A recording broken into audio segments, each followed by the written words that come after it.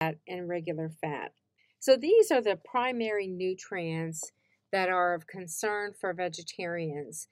So again, I want to repeat, anytime you're following any program and you are told to eliminate a food group, what happens is you're eliminating certain nutrients that you can't get from other foods, or that you have to be very diligent in planning and eating those other foods so that you get the nutrients in. One of the big ones that's of concern for especially vegans would be vitamin B12. B12 is found only in animal foods. So vegans should eat B12 fortified foods, and you can find them in cold cereals, meat analogs, which are meat substitutes, and also some soy beverages.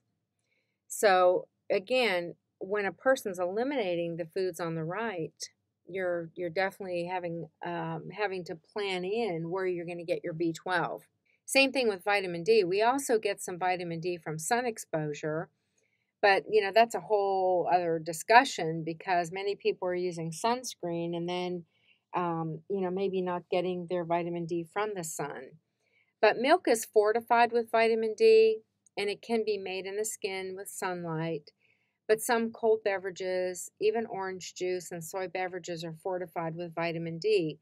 So whenever you're eliminating those food groups, you have to really seek out, how can I get it from my food? Same thing with calcium. Vegetarians who drink cow's milk generally don't have a problem, but vegans sometimes do if they don't eat the calcium fortified foods, as well as plant foods that contain calcium.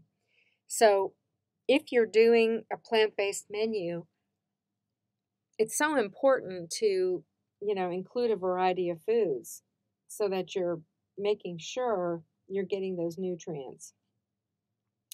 Iron is another big one, because iron from plants is not as absorbed as well as iron from animal sources. It's very important to understand how to combine foods. So when you're eating red meat, which is heme iron, it's very readily absorbed in the body. But when you're getting your iron from, let's say, bread, cereals, spinach, you have to include some vitamin C source to help your body absorb it. So iron's absorption is greatly enhanced by adding vitamin C containing fruits and vegetables at the same time you're eating those other foods. So for instance, when I have a salad, a spinach salad, what do you normally put on it? A lot of people would put tomatoes, which are high in vitamin C, or maybe mandarin oranges, or maybe a dressing that has some citrus in it. When you eat that along with the iron or some of the other iron-containing foods, your body is actually absorbing it so much better. So it's extremely important to understand, and that's another reason why we encourage people to eat in combination. Zinc is another nutrient of concern for vegetarians. Zinc is highest in animal foods, but it's also found some in legumes, whole grains, and fortified cereals. So variety is key. The last nutrient of concern is your omega-3 fatty acids, such as DHA and EPA that we talked about in the last chapter.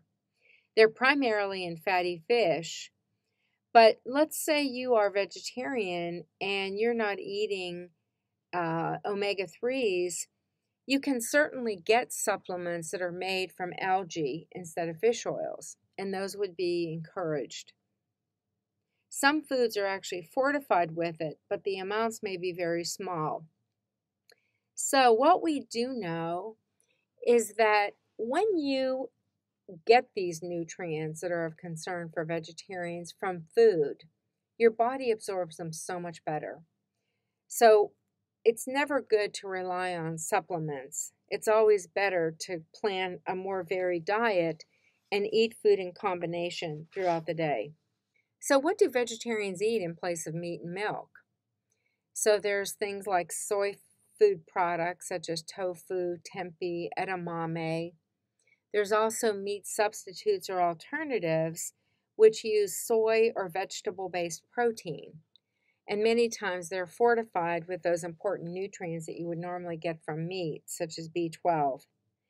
There's a wonderful chart on page 135 of your textbook that lists the various kinds of soy foods. So I want you to get familiar with that so that you know how to go about planning meals for vegetarians. So here's some of the guidelines. Use a variety of plant proteins at each meal, no brainer. Use a wide variety of vegetables. Choose low-fat and fat-free varieties of milk and limit the use of eggs. Offer dishes made with soybean-based products. And for vegans, you would want to avoid things like honey or gelatin, and that would also include things like marshmallows that are made from gelatin. So I want you to refer to the handout that I put in your module. It's called Becoming Vegetarian. There is also a link on your review of this particular chapter, and it's information on vegetarian meal planning. You'll see that in your module. And be sure to participate in the discussion board topic on vegetarian eating. So many of you may actually be vegetarian or have been practicing it, and you might have some really good information to share with the class. Here's some other meal planning guidelines. For menu ideas, it's good to look at other countries' cuisines because there's a lot of international vegetarian dishes that are fabulous. In Africa, there's spicy vegetable stews, peanut soup. In the Asian cuisine, we have meatless stir fries, vegetable mushu wraps. In the Caribbean, we have spinach and potato croquettes. In France, there's ratatouille. In the Indian cuisine, we have dal and vegetable curries. Mexican vegetarian tacos and quesadillas. And then, of course, in the Middle East, we have falafels, tabbouleh, and also hummus. When we're talking about a vegan diet is a little more strict. So many times when you're cooking, you want to know what the equivalents are. So substitution for eggs would be 1/4 cup of soft tofu blended with the liquid ingredients, or maybe even 1/4 cup of mashed banana, or 1/4 cup of soy yogurt, or a product called Energy Egg Replacer. If you're trying to find a substitute for dairy, it would be soy milk, rice milk, nut milk. It could be soy cheese, crumbled tofu for cottage cheese, non-dairy cream cheese is available, and also soy yogurt. So there's a lot of different substitutes out there if somebody wanted to experiment or really help plan menus for vegetarians and vegans. And this is what we call the vegetarian food pyramid. So it's comparable to the My Plate, except this one has a lot of healthful vegetarian food. The variety of plant-based foods, are suggested. There's more emphasis on unrefined foods and a healthy range of fat, including nuts, seeds, avocados, vegetable oils. It also encourages the importance of physical activity and also moderating your sunlight exposure. It's a very good, method of eating. A lot of people follow it. There's probably more vegetarians now than ever before. The critical thing is the importance of menu planning and doing your own meal preparation, which is what we recommend anyway.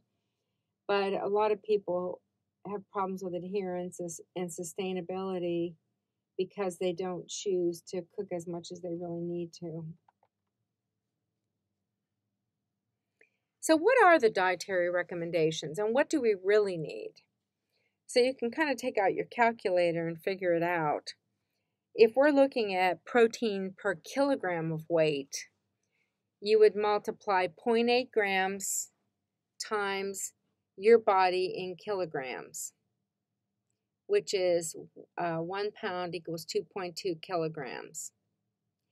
If you're interested in figuring it out per pound of your weight, it would be 0.36 grams of protein per pound. So that's how you figure out how much protein that you need per day. And you really need to get a variety. And it's important to choose protein from both animal and plant sources. And again, remember, when you choose those plant sources for protein, you're getting less fat, except when you're eating nuts and seeds, and you are certainly getting a lot more fiber. So it can be tricky, but it can be, meal planning can be really, really important, and also something that you can't really go without doing, especially when you're dealing with children, teen boys, and even adults, just to make sure that they get adequate nutrients. So when we're talking about protein in general, this 5-ounce steak after cooking has 4 grams of protein and much of the protein you need for one day. And that's quite small when you compare to some of the steakhouses that we have here in Texas. This would be the amount needed for a 150-pound person per day. So again, just looking at the quantity, most people would say, I'd be starved after eating that. But the reality is we're getting a lot more protein than we really think we are. Now, what about endurance and power athletes? They can benefit from a little more protein because when you think about what goes into endurance and powerlifting, you're actually tearing muscle, so you're needing more protein for building and repair. Protein and amino acid supplements are rarely needed.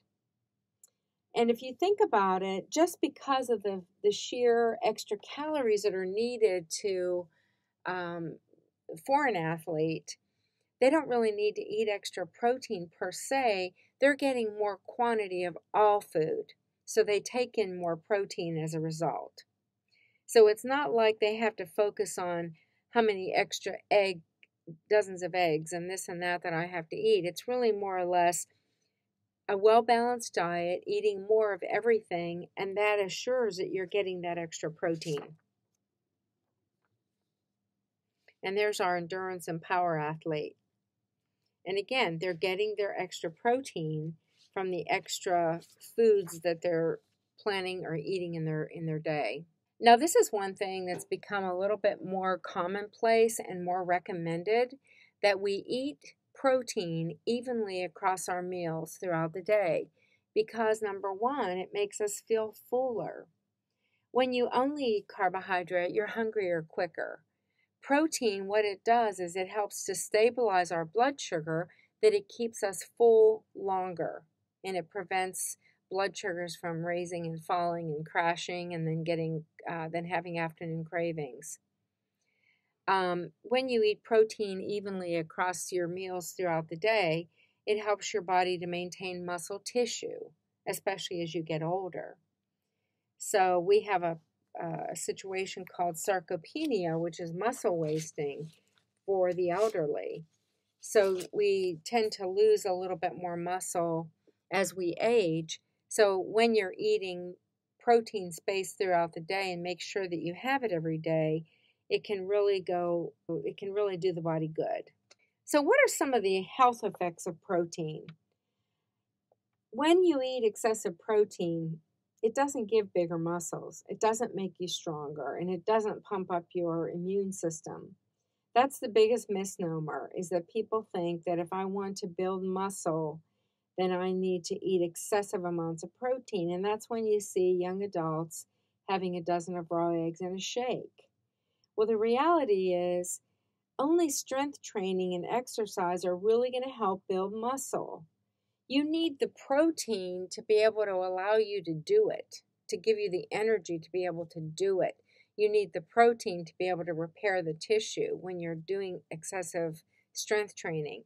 But the reality is, overeating it can only cause, your body to get more protein than it needs.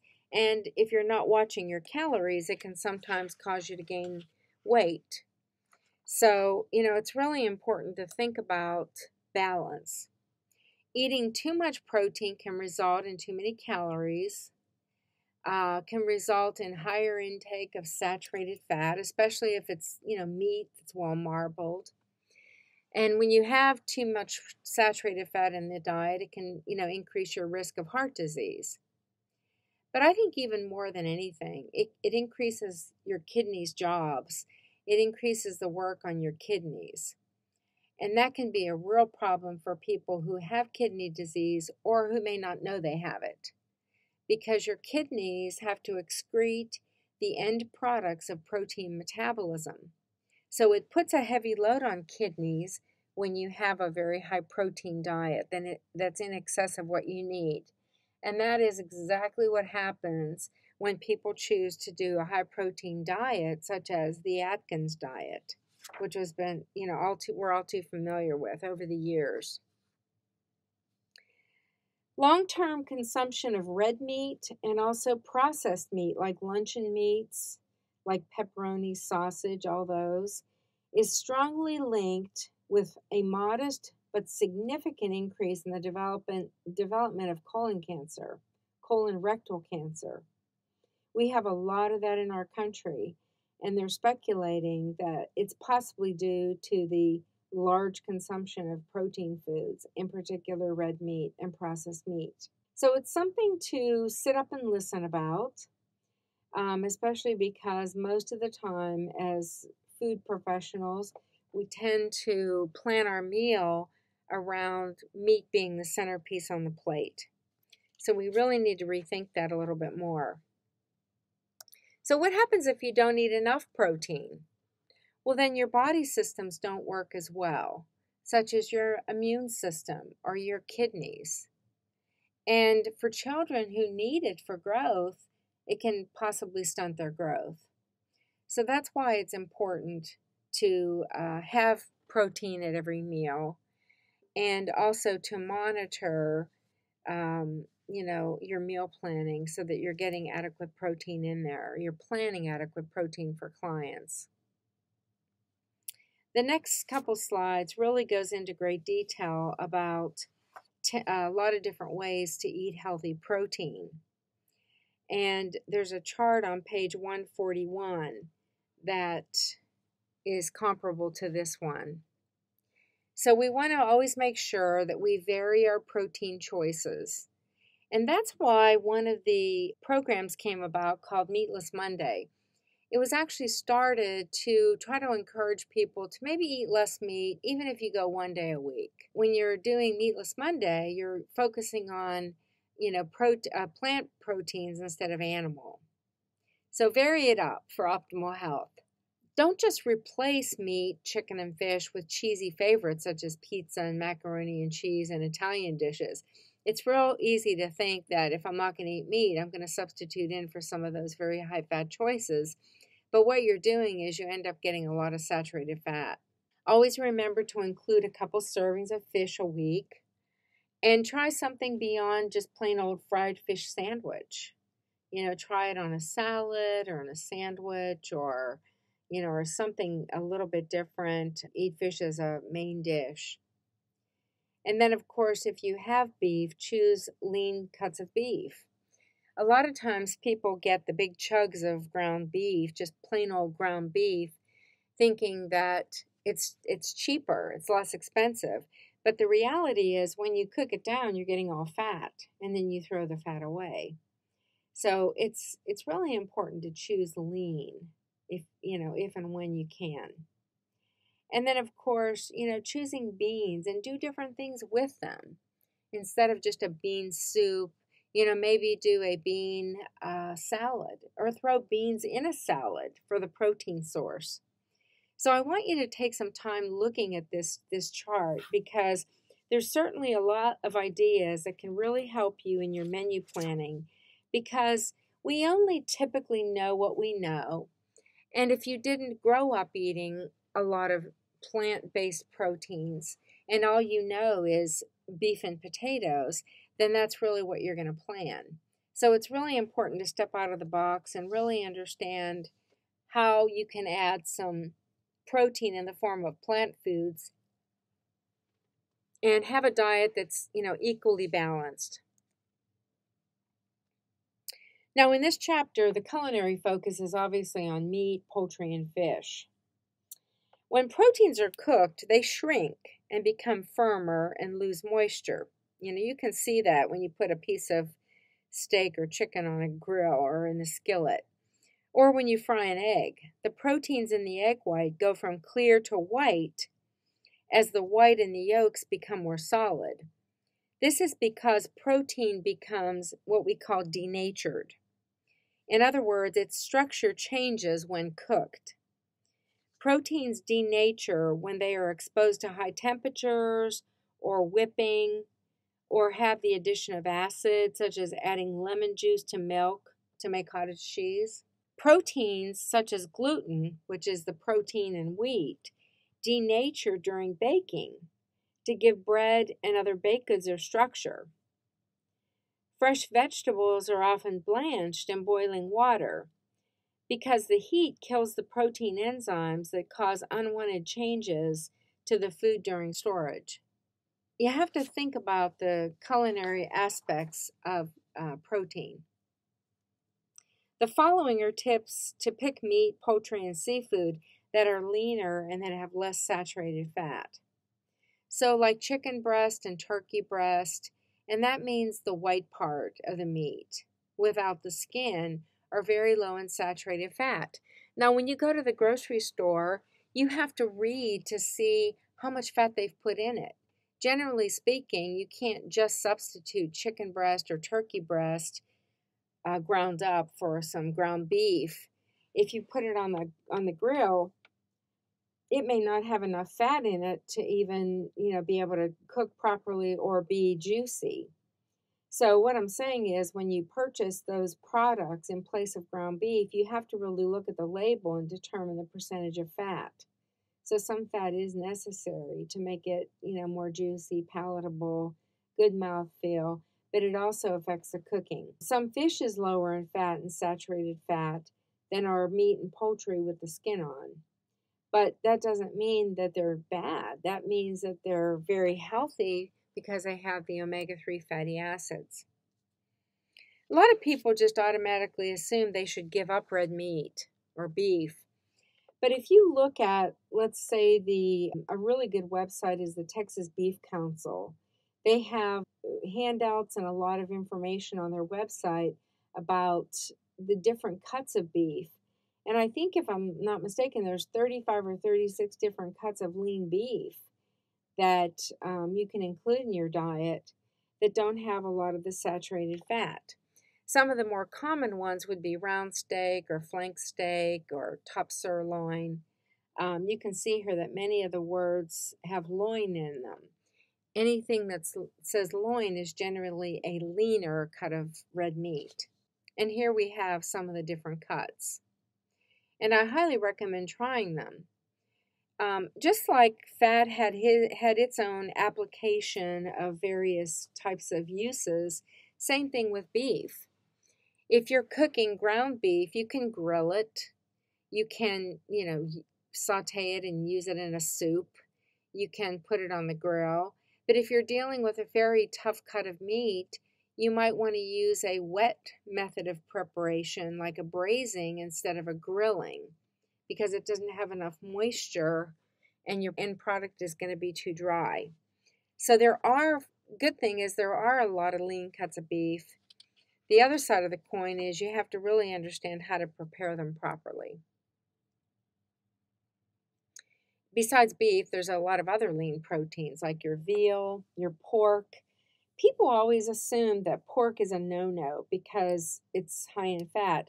Well, only spare ribs, pork ribs, sausage are very high in fat, but something like pork tenderloin, there's no visible fat. In fact, it's such a wonderful choice, especially if you're cooking for a crowd, because it's pure protein. I mean, there's no waste at all. And then, of course, poultry breasts without the skin. And obviously, you can remove the skin after cooking. If you leave it on during the cooking process, it's going to provide a much more tender and flavorful cut of serving of poultry. And then, of course, other lean animal proteins are your fish and your shellfish. And if you want any like really good resources for fish and seafood in general, the Monterey Bay Aquarium Seafood Watch Program or the ch5 program are some really, really good resources to understand a little bit more about those. Now, if you're dealing with protein products that maybe you need to marinate to make them more tender, to tenderize, or maybe you're trying to maximize flavor building, there's some really good, examples in your book and on the slide, like using rubs, which can be wet or dry. The bigger the protein source, the longer the rub can stay on. So you can leave it in your refrigerator for 1 or 2 days after you've, rubbed the spices and herbs into it. And the rub flavors the exterior and penetrates slightly into the interior as it cooks. Marinades build flavor profiles naturally so that you don't have to have or add a lot of fat or cream or sauce. So there's a lot of different ideas in here. And then, of course, there's also smoking. Smoking, which is another process of adding flavor to our food. You could even do tabletop or stovetop smoking using a smoking pan. So there's a lot of different ways to take a leaner cut of beef or a leaner cut of meat and make it more flavorful without using the saturated fat. Well, what about fish and shellfish? Well, unlike your beef and your poultry and your pork, shellfish, the flesh of the shellfish is so much more tender that you really don't need to marinate it. And when you do, it's mostly just for flavor. So you can use citrus, you can use fish stock, some wine, various herbs and spices. And the fish is going to absorb some of that really delicious flavor and keep it moist during cooking. And fish could be roasted, grilled, broiled, dry sauteed, braised, poached. Smoking can also add flavor to fish and shellfish. So there's a lot of good tips in this book, which is, geared more towards the culinary and food service professional. So what about, menus and presentation? Obviously, we eat with our eyes. And, although taste is the driving factor, the presentation is the first point of contact for your customer, which will entice them through visual appearance and also aroma. Think about how a plate of fajitas comes to the table sizzling, and you can hear it, and you can see it, and you can smell it. All that really makes food so much more appealing. So there's a lot of things to consider. This particular slide, I think I would add a little bit more color, maybe, darker Brussels sprouts. But the visual appeal is so important. So in summary, I want you to remember that protein is such a key part of a healthful diet and can be found in such a wide variety of plant and animal foods. A balanced diet contains a good mix of proteins from various sources. Don't get stuck on serving the same, 10 things over and over. Culinary professionals should choose nutrient-rich, lean protein, including products from plant sources. Foods high in protein are often high in fat and saturated fat, and that's why planning appropriate portion sizes is necessary. It's important when developing main course items that are high in protein. So there's a lot to think about when you're planning meals, and that concludes our discussion on macronutrients. We've now discussed the carbohydrates, the fats, and also the proteins. So our next section will be on vitamins and minerals, but unlike the protein, carb, and fat, they don't provide energy.